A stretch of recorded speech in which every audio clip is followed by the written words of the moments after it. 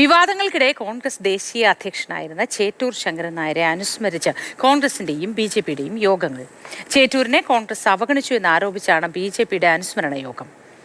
Gokul VS. ഉണ്ട് വിശദാംശങ്ങൾ നൽകാനായി. Gokul, good morning. എപ്പോഴാണ് ഈ യോഗം ചേരുന്ന, അനുസ്മരണ യോഗം ചേരുക?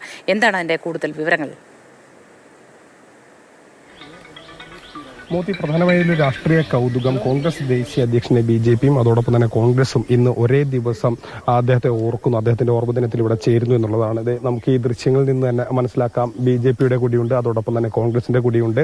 അങ്ങനെ ഇരു കൂട്ടരും വ്യത്യസ്ത സമയങ്ങളിലാണ് ചേറ്റൂർ ശങ്കരൻ നായരെ അനുസ്മരിക്കുന്നത്. അദ്ദേഹത്തിന്റെ 91ാം ചരമവാർഷികമാണെന്ന് അദ്ദേഹത്തെ രണ്ടു കൂട്ടരും, ബി.ജെ.പിയും അതോടൊപ്പം തന്നെ കോൺഗ്രസും ഇന്ന് അദ്ദേഹത്തെ ഓർക്കുന്നു എന്നുള്ളതാണ്.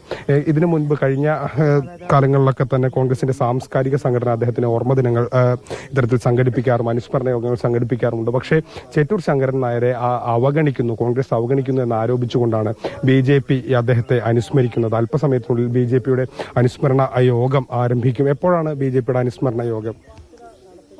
നമ്മുടെ കേന്ദ്ര നിർവഹണ സമിതി അംഗം പി.കെ. കൃഷ്ണദാസ് 5 മിനിറ്റകം ഇവിടെ എത്തിച്ചേരും.